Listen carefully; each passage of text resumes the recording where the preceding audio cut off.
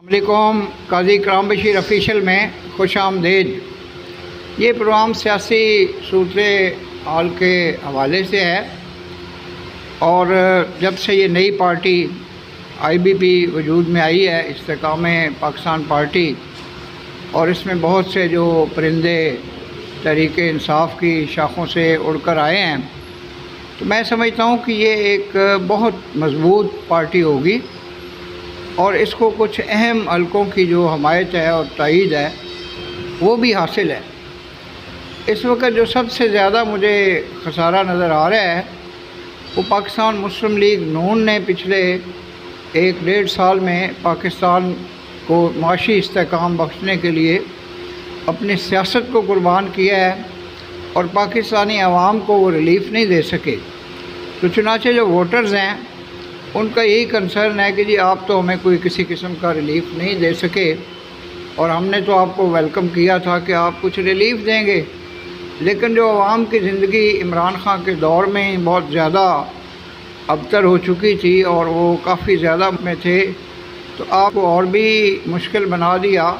अब आप जो हमारे पास वोट आए हैं तो बराह करम अपना ट्रैक जो है वो देख, लेकिन हम सुन जनाब मियाँ मोहम्मद नवाज शरीफ, उनकी आमद जो है पाकिस्तान में जल्द मुतवक्को है और हालात भी कुछ ऐसे हो गए हैं, सब की आमद के साज़गार हैं।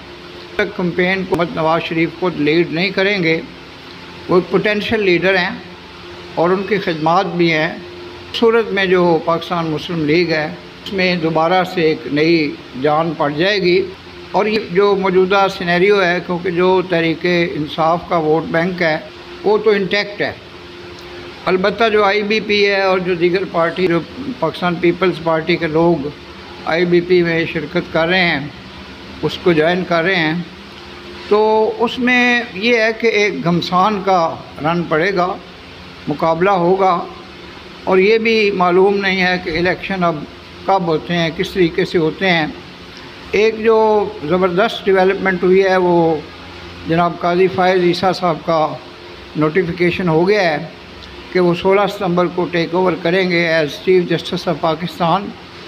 मैं जनाब इमरान खान साहब की जो ज़हानत और फतानत और जो उनकी कनिंगनेस थी उस पर हैरान हूँ कि उन्होंने पिछले कोई 10, 15, 20 और 30 सालों में जो मोतबर लोग थे, जो जनरल्स थे, जो चीफ़ ऑफ आर्मी स्टाफ थे, जो चीफ जस्टिस थे, जो सुप्रीम कोर्ट के जज थे और जितने भी बड़े बड़े जो सरमायादार थे, उनसे उन्होंने अपने ताल्लुकात को बहुत बढ़ाया और जो पाकिस्तान तहरीक इंसाफ थी उसके लिए फ़ंड रेजिंग जो है वो गैर ममालिक से भी की गई, ममनुआ फंडिंग भी हुई।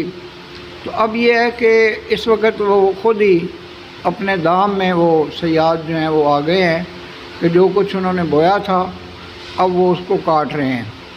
और जो मिलिट्री इस्टेब्लिशमेंट है और ब्यूरोक्रेसी है वो इमरान खान साहब के उन कारनामों से बखूबी आगाह है, जो 9 मई के वाक़यात पे मुतज्जज हुए हैं।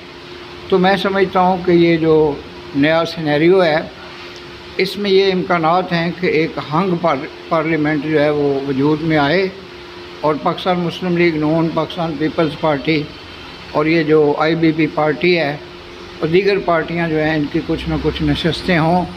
और मैं ये भी देख रहा हूँ कि जो पाकिस्तान तहरीक लब्बैक है उसको भी सीटें मिलेंगी। काफ़ी पार्टियाँ ऐसी हैं जिनको नशस्तें मिलेंगी, बहुत से आज़ाद उम्मीदवार भी मंजर आम पे आएंगे। तो मैं ये समझता हूँ कि सियासतदानों को जो सियासत है वो पाकिस्तान के मफाद में करनी चाहिए और अब वो मफाद परस्ती का जो दौर है वो गुज़र गया है। अवाम बहुत बाशऊर हो चुके हैं, तो आप लोग उनकी उमंगों और तवक्कुआत पर पूरा उतरेंगे तो फिर आपको कामयाबी हासिल होगी। तो मैं ये समझता हूँ कि पाकिस्तान की जो माशी सूरत हाल है उसको भी बेहतर बनाया जाना चाहिए और उसमें अशराफिया को जो लामहदूद मराहत और सहूलियात हासिल हैं उस पर भी नज़र षानी होनी चाहिए। नए आने वाले काजी इकराम बशीर ऑफिशियल यूट्यूब चैनल को सब्सक्राइब करें और बेल आइकन को पुश करें। आपका बेहद शुक्रिया। वमा अलैना इल्लल बलागुल मुबीन। पाकिस्तान जिंदाबाद।